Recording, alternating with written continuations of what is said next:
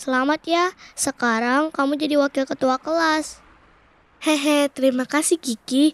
Iya nih, mulai hari ini aku gantiin Irfan jadi wakil ketua kelas. Waktu pemilihan tadi, aku juga nggak nyangka bisa terpilih jadi wakilnya Didi. Didi kan ketua kelas yang hebat. Aku juga masih belajar kok. Kita kerjasama ya, Mina. Iya Didi, aku akan berusaha sebaik mungkin. Tapi kenapa ya Irfan tiba-tiba pindah sekolah? Kata Ibu Lina, ayahnya dapat pekerjaan baru di luar kota. Iya, aku pernah diberitahu Irfan. Katanya ayah Irfan punya nazar kalau dapat kenaikan jabatan, ayahnya akan membawa sekeluarga pindah ke tempat tinggal yang lebih baik. Nazar itu apa? Kayaknya nazar itu janji kepada Tuhan ya. Iya, semacam itu. Nazar itu janji yang harus ditepati kalau permintaannya dikabulkan. Oh, jadi kalau ayah Irfan naik jabatan, ayahnya harus menepati janji untuk pindah rumah. Betul, karena itu sudah jadi nazarnya. Oh, begitu ya. Ibuku juga waktu sakit pernah bernazar, kalau sembuh dari sakit, ibuku akan berbagi makanan ke anak yatim. Jadi, waktu ibuku sembuh, kami sekeluarga mengunjungi panti asuhan. Oh, ngerti. Nanti aku mau minta papaku jelasin tentang nazar deh. Jadi aku gak salah ngerti. Sip itu Di.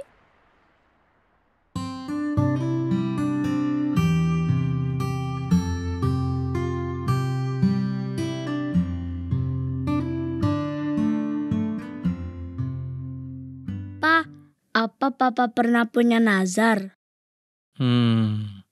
Kok kamu tiba-tiba tanya tentang nazar, Di? Kenapa?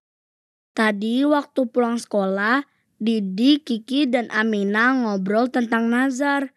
Pa, katanya ayahnya Irfan bernazar kalau dia naik jabatan.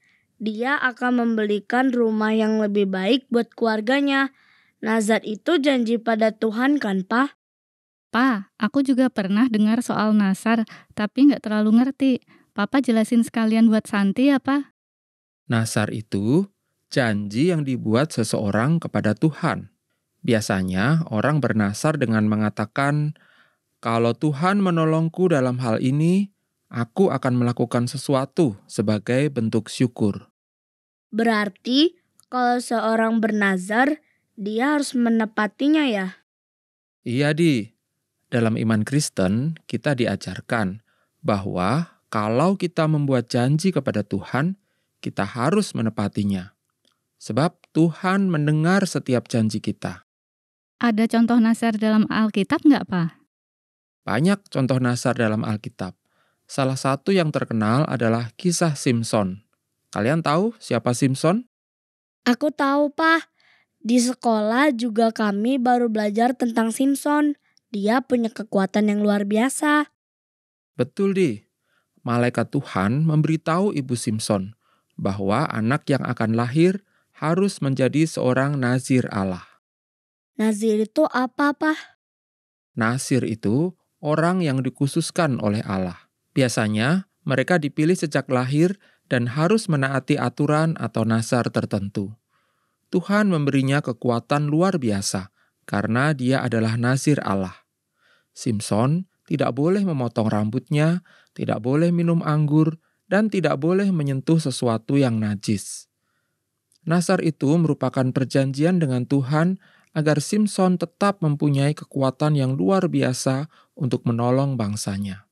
Dengan kekuatan luar biasa yang diberikan oleh Tuhan, Simson mampu mengalahkan musuh-musuh Israel. Dia pernah mengalahkan 1.000 orang Filistin hanya dengan tulang rahang keledai. Jadi, kekuatan Simpson itu karena nazar kepada Tuhan. Kekuatan Simson berasal dari Tuhan, tetapi rambutnya adalah tanda setia atas perjanjiannya dengan Tuhan. Selama rambutnya tidak dipotong, Tuhan tetap memberikan kekuatan kepadanya. Terus kalau dia potong rambutnya bagaimana? Kalau ia melanggar nazarnya, Tuhan bisa mengambil kembali berkat-Nya. Dan sayangnya Simpson melanggar nasarnya ketika dia memberitahukan rahasia kekuatannya kepada Delila. Rambut Simpson dipotong saat dia sedang tertidur. Akibatnya, kekuatannya hilang. Orang Filistin pun berhasil menangkap Simpson. Sayang sekali ya, berarti kalau seorang bernazar, dia harus benar-benar setia ya, Pak? Iya, Didi. Itulah sebabnya kita tidak boleh sembarangan bernasar.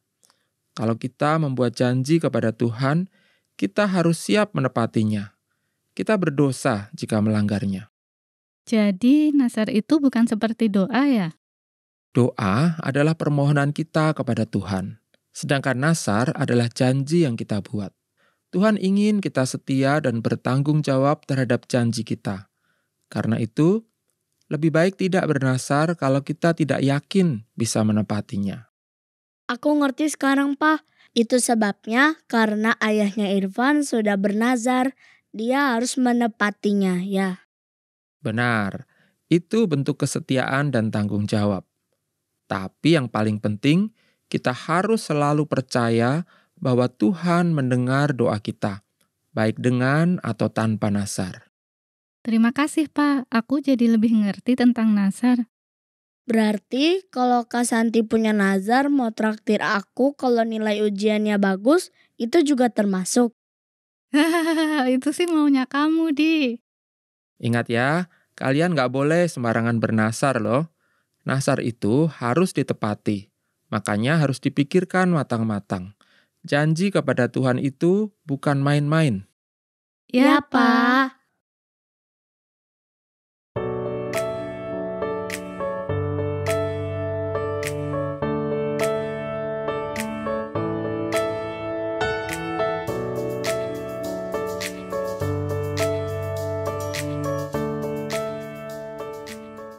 Didi, kemarin kamu bilang mau tanya papamu soal nazar.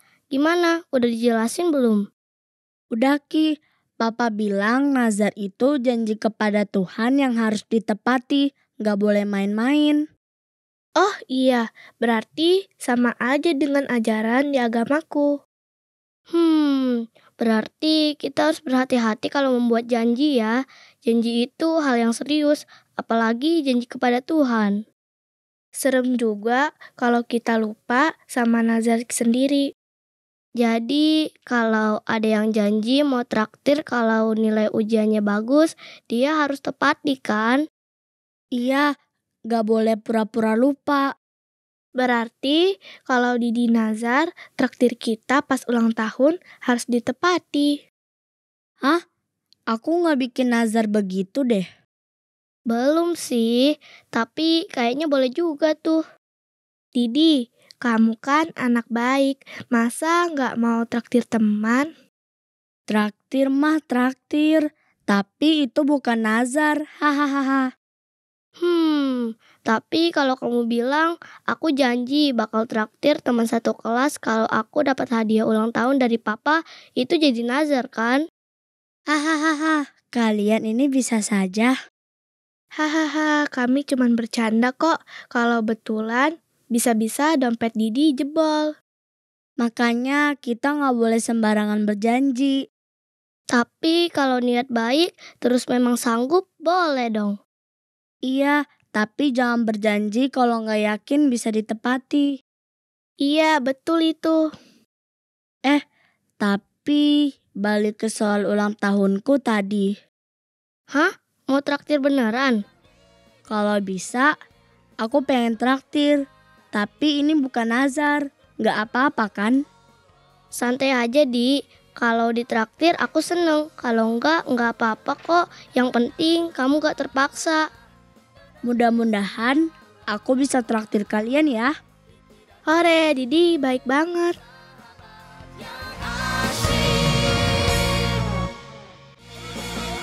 Pikiran